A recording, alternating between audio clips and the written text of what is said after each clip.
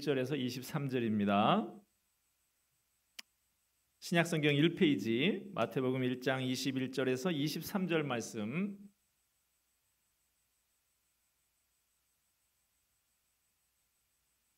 저와 여러분, 제가 한 절, 여러분이 한 절, 마지막 23절 같이 읽도록 하겠습니다.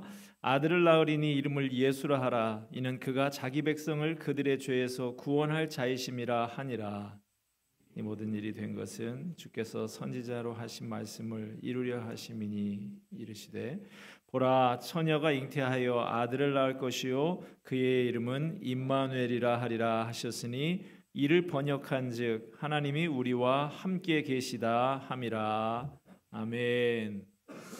오늘 복된 성탄절을 맞이하여서 하나님 앞에 예배하러 나온 성도 여러분과 여러분의 가정과 일터 위에 우리 하나님의 축복이 충만하시기를 기원합니다. 오늘의 본문 말씀, 우리에게 익숙한 본문이죠. 예수님의 탄생에 대해서 가르쳐주고 있는 본문입니다. 오늘 본문은 예수님의 탄생에 대해서 무엇을 가르쳐주고 있습니까? 첫째로 예수님이 오신 이유입니다. 예수님은 이 땅에 왜 오셨습니까? 우리를 죄에서 구원하시기 위해서 오셨습니다. 21절 다시 보면 아들을 낳으리니 이름을 예수라 하라. 이는 그가 자기 백성을 그들의 죄에서 구원할 자이심이라 하니라. 우리의 모든 슬픔, 모든 고통, 모든 불행은 근본적으로는 그 밑바탕에 죄가 있습니다. 얽히고 설키고 답답하게 막힌 일의 근원을 캐보면 그 밑바닥에 죄가 자리 잡고 있어요. 죄가 있는 곳에는 평안함이 없습니다. 죄의 문제를 풀어야만 우리가 살 수 있고 얽힌 문제가 다 풀릴 수 있습니다. 죄 문제를 풀지 않고는 우리 주변에 나타나고 있는 문제들이 근본적으로 해결될 수는 없습니다. 죄의 문제를 어떻게 풀어 해결할 수 있습니까? 돈으로 해결할 수 없어요. 공부하는 것으로 해결할 수 없어요. 과학 기술로도 해결할 수 없습니다. 그 무엇이라도 누구일지라도 죄의 문제를 해결할 수가 없습니다. 죄로 말미암아 생겨난 많은 문제들 다 해결할 수가 없어요. 그런데 그 일을 우리 예수님이 해결하셨습니다. 죄의 삭은 사망이요 하나님의 은사는 그리스도 예수 우리 주 안에 있는 영생이니라. 죄를 지으면 사망입니다. 죄를 지으면 파멸이에요. 죄가 있고서는 살아남을 길이 없습니다. 누가 해결해 줄 수 있습니까? 죄 때문에 생긴 문제는 예수님밖에는 풀 수가 없다고 성경은 가르쳐 주고 있습니다. 누구든지 예수 그리스도를 구주로 믿고 십자가 앞에 나아가서 회개할 때 그 죄가 풀리는 것이죠. 누구든지 예수 그리스도를 믿고 그 말씀에 의지하여 나아가게 되면 죄를 이기고 그 죄가 만들어낸 모든 비극적인 문제들을 풀어나가게 되는 것입니다. 예수님은 이것 때문에 오신 거예요. 여러분, 우리에게 찾아오신 예수 그리스도를 믿고 죄의 문제를 해결하시기 바랍니다. 그래서 이 땅에서 참 평안을 누리면서 살고 죽어서도 천국에서 영생 복락을 누리는 축복의 인생이 되시기를 주님의 이름으로 축원드립니다. 오늘 본문은 예수님의 탄생에 대해서 무엇을 가르쳐주고 있습니까? 두 번째로 예수님이 이 땅에 오신 것은 약속의 말씀의 성취라 하는 거예요. 22절 말씀 봅시다. 이 모든 일이 된 것은 주께서 선지자로 하신 말씀을 이루려 하심이니. 주께서 선지자로 하신 말씀을 이루려 하심이니. 예수님은 하나님께서 하신 말씀을 따라 이 땅에 오셨습니다. 말씀을 따라 오셨다는 말은 우연히 오신 것이 아니라, 충동적으로 오신 것이 아니라 하나님께서 창세전부터 계획하고 계시하신 그대로 오셨다라는 말이에요. 구약성경에 많은 선지자들을 통해 오시겠다고 약속하셨던 그 말씀을 따라 정하신 시간, 정하신 장소, 정하신 방법대로 오신 것입니다. 말씀하신 그대로 오신 예수님의 탄생은 우리 하나님이 약속하신 것을 반드시 지키시는 분이시다 하는 것을 증거해 줍니다. 약속의 말씀을 따라 이 땅에 오신 예수님이시기에 또 약속의 말씀을 따라 이 땅에 다시 오실 것입니다. 말씀하신 그대로 오신 예수님의 탄생은 우리 하나님은 약속하신 것을 능히 지킬 만한 능력 있는 분이라는 것을 또한 증거해 줍니다. 약속을 지키기 위해서는 능력이 있어야 되는 것이죠. 사람들의 약속은 지킬 생각이 없어서 안 지키기도 하지만 때로는 지키고 싶어도 지킬 능력이 없어서 못 지키는 경우도 있어요. 그러므로 사람들의 말에는 신뢰성이 떨어지고 능력이 없어 허망하지만 우리 하나님은 신실하실 뿐 아니라 그 말씀을 능히 성취하실 능력이 있으십니다. 그 능력의 실체가 누굽니까? 바로 주 예수님이십니다. 그분이 곧 말씀 성취의 능력이세요. 보라, 처녀가 잉태하여 아들을 낳을 것이요. 처녀가 잉태하여 아들을 낳는 거 참 놀라운 능력입니다. 믿지 않는 세상 사람들은 예수님의 동정녀 탄생을 무슨 신화로 생각을 하고 있습니다. 예전에 제가 어리던 시절에 어떤 친구들이 저한테 그러더라고요. 야, 처녀가 애를 어떻게 낳냐? 거짓말하지 마라. 믿음이 없으니까 그런 것이죠. 그래서 제가 그랬어요. 야, 그러면 처녀의 몸에서 아이 낳는 정도도 못하는 그런 무능한 존재가 어떻게 우리 구원자가 될 수 있냐? 만약에 하나님이 우리와 똑같은 수준의 능력을 갖고 계시다고 하면 우리를 구원하실 수 없습니다. 인간은 인간을 구원할 수가 없어요. 태평양 바다 한가운데서 배가 난파당해서 모두 다 죽게 되었는데 거기에 빠진 사람 중에 누가 누구를 건져낼 수가 있습니까? 누군가 밖으로부터 와서 건져줘야 하는 것이죠. 소크라테스나 석가모니나 공자가 아무리 4대 성인이다, 아무리 훌륭하다 해도 모두 인간의 육신을 입고 난 죄인들입니다. 죄인은 죄인을 구원할 수가 없습니다. 그래서 성령으로 잉태해서 동정녀의 몸을 통해서 우리 예수님이 오신 것이죠. 우리 하나님은 아무것도 없었던 무로부터 천지 만물을 말씀으로 창조하신 하나님이십니다. 처녀 몸에서 아이 낳는 정도는 아무것도 아닌 전능하신 하나님이십니다. 우리 하나님의 말씀에 능력이 있습니다. 우리는 무능하기 때문에 우리 삶의 문제를 해결하지 못합니다. 능력이 없으니까 해결하지 못하고 해결을 못하니까 고통스럽고 괴롭습니다. 그러나 우리가 믿는 하나님은 말씀으로 천지를 창조하신 하나님이십니다. 처녀가 잉태하여 아들을 낳게 하시는 분이십니다. 그분에게는 불가능한 것이 없습니다.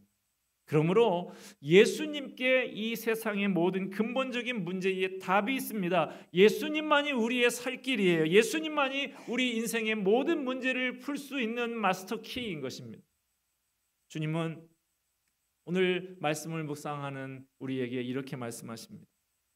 말씀으로 천지 만물을 창조한 내가, 처녀의 몸에서 아들도 낳게 한 내가 너희가 가지고 있는 그 문제 하나 해결하지 못하겠느냐?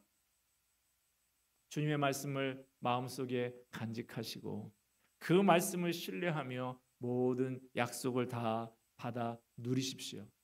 그 능력의 말씀이 여러분의 인생을 바꿀 것입니다. 확신에 찬 인생, 소망이 가득한 인생, 사랑이 넘치는 행복한 인생으로 변화시켜 놓을 것입니다. 오늘 본문은 예수님의 탄생에 대해서 무엇을 가르쳐주고 있습니까? 세 번째로 예수님은 임마누엘의 하나님이시라는 거예요. 23절 봅시다. 보라, 처녀가 잉태하여 아들을 낳을 것이요 그의 이름은 임마누엘이라 하리라 하셨으니 이를 번역한즉 하나님이 우리와 함께 계시다 함이라. 자, 여기 임마누엘이라고 하는 이 히브리어는 임은 함께, with 이런 말이고, 마누는 우리와, 그리고 엘은 하나님입니다. 그러니까 임마누엘은 하나님이 우리와 함께 하신다라고 하는 뜻이. 예수님은 우리와 함께 하시는 하나님이십니다. 전능하신 하나님께서 사람의 몸을 입고 우리와 똑같은 사람이 되셨습니다. 이것은 무엇을 의미합니까? 우리가 당하는 모든 아픔과 괴로움을 예수님도 우리와 똑같이 겪으시고 아파하셨다는 거예요. 아기가 엄마 뱃속에서 나오면 탯줄을 떼듯이 우리 주님께서도 우리와 똑같이 그렇게 나셨습니다. 저와 여러분이 포대기에 쌓여서 갓난 아기의 시절을 보냈듯이 우리 주님도 포대기에 쌓여서 구유에 누이셨습니다. 우리가 부모의 권위와 가르침 밑에서 자라듯이 주님도 마리아와 요셉 밑에서 자라셨습니다. 저와 여러분이 어느 정도 자라면 부모의 일을 돕기도 하듯이 우리 예수님도 아버지 목수였던 요셉의 일을 도와서 손에 굳은 살이 박이도록 목수 일을 하셨습니다.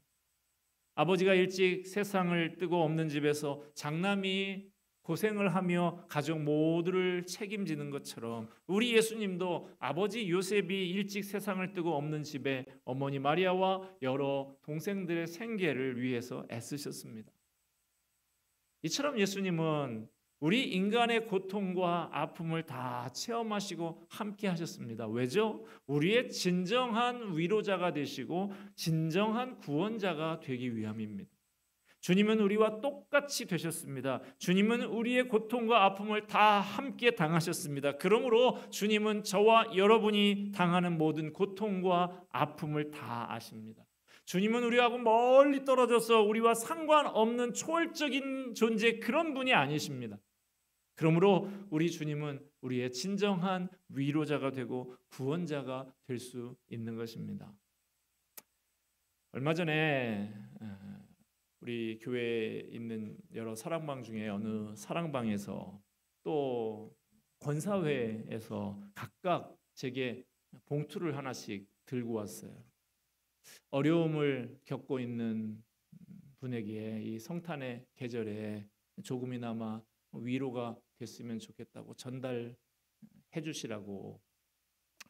누구에게 전달을 할까 하다가 오랫동안 병상에 누워 계신 한 집사님이 떠올라서 찾아뵙고 기도해드리고 봉투도 전달해드리고 그렇게 위로하려고 했는데, 그래서 연락을 했더니 불과 얼마 전에 갑자기 상태가 악화돼서 병원에 실려가셨다는 거예요. 이제는 식사도 제대로 못하고 콧줄을 끼워서 그렇게 연명하고 계신 상황에 있다.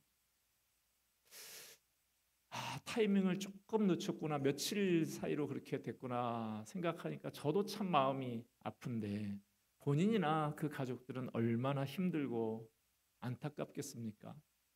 임마누엘 되신 우리 주님께서 그분과 그 가정에 함께 해주시고 위로해 주시기를 바랍니다. 지난 주간에 또 참 묘하게도 어려움을 여러 가지 형편에서 어려움을 겪고 있는 목사님들하고 통화하는 기회가 여러 건이 있었어요. 어느 목사님은 지방에서 사역을 하시다가 우리 교회에서 후원도 해드리고 했던 분인데 얼마 전에 수도권에 있는 교회에 새로 자리가 나서 부임하시게 되셨어요. 그런데 그 교회가 가보니까 좀 어렵다 이런 것은 알고 있었지만 가보니까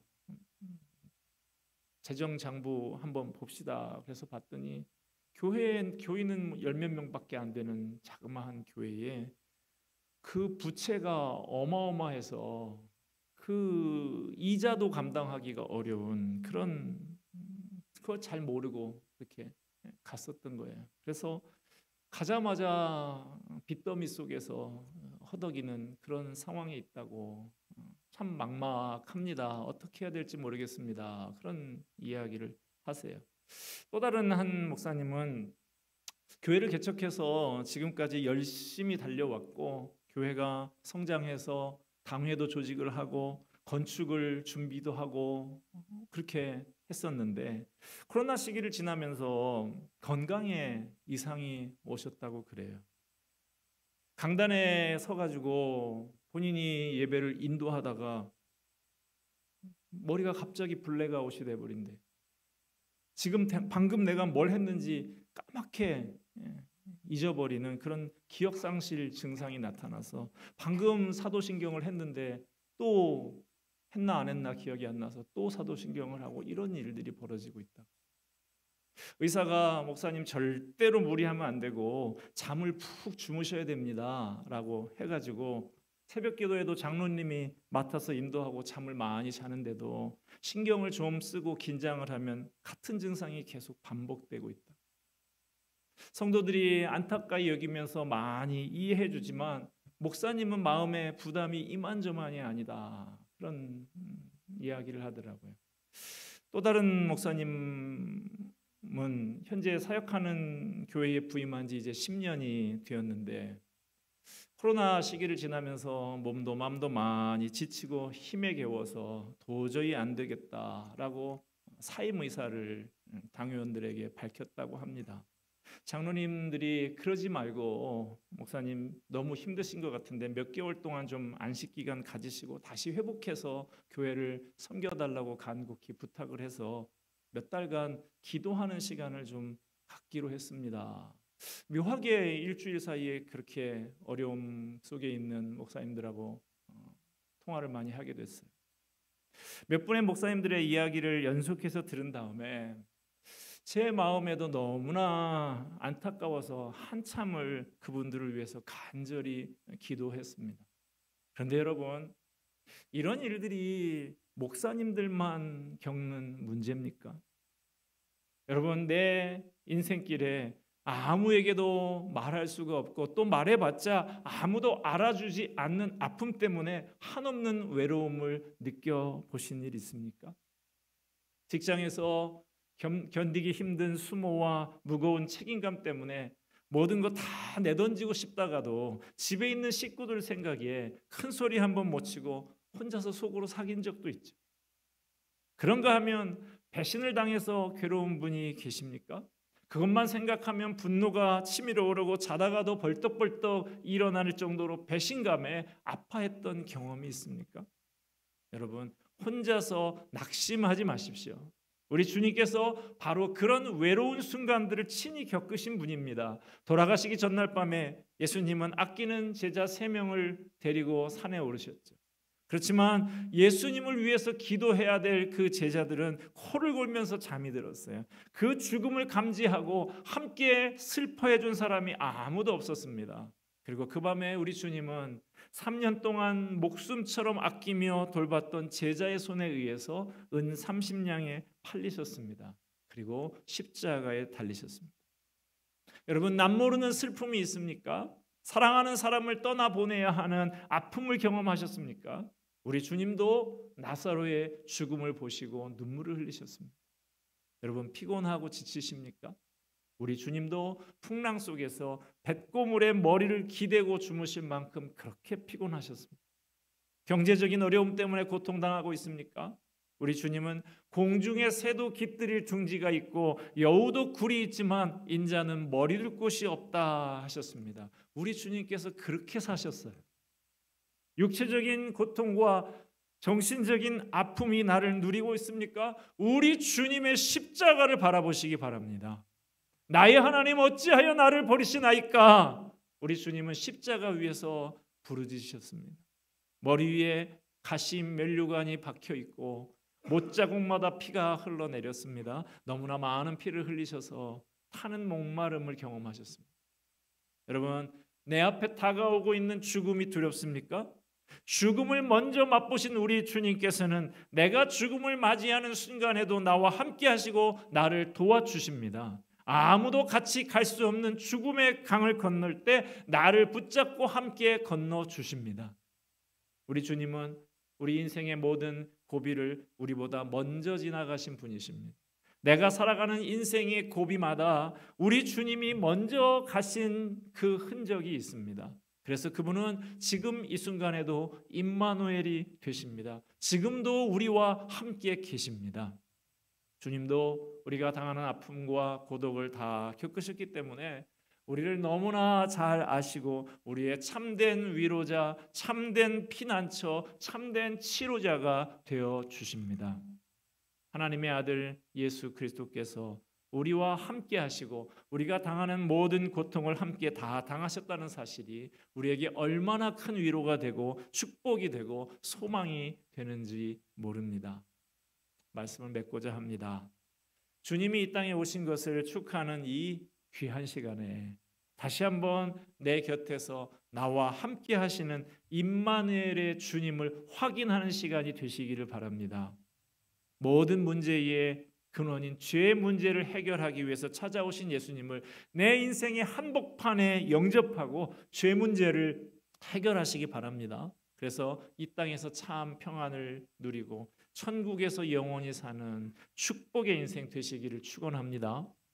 약속한 것을 반드시 이루시는 신실하신 하나님, 처녀가 잉태하여 아들을 낳을 수 있게 하시는 전능하신 하나님을 신뢰하여 그 말씀에 순종하며 모든 약속을 다 받아 누리십시오. 능력의 말씀이 여러분의 인생을 바꾸실 것입니다. 확신에 찬 인생, 소망이 있는 인생, 사랑이 넘치는 인생으로 변화시켜 놓으실 것입니다.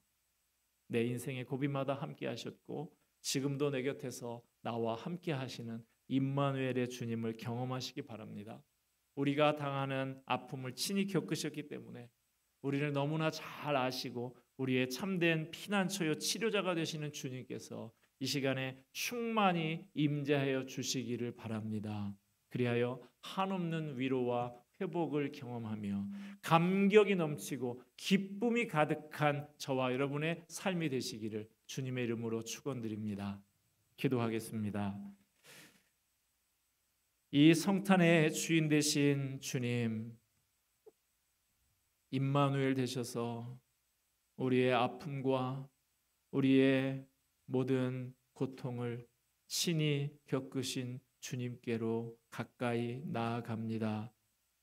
내 인생의 고비고비마다 주님께서 함께 하셨던 것 기억합니다. 지금도 나와 함께 하시는 임마누엘 되신 주님을 경험하기 원하오니 주여 이 자리에 임재하시고 우리와 함께하여 주시옵소서. 한없는 위로와 회복을 경험하고 감격이 넘치고 기쁨이 가득한 우리 모두의 삶이 되게 하여 주시옵소서. 모든 말씀 예수 그리스도의 이름으로 기도하옵나이다. 아멘.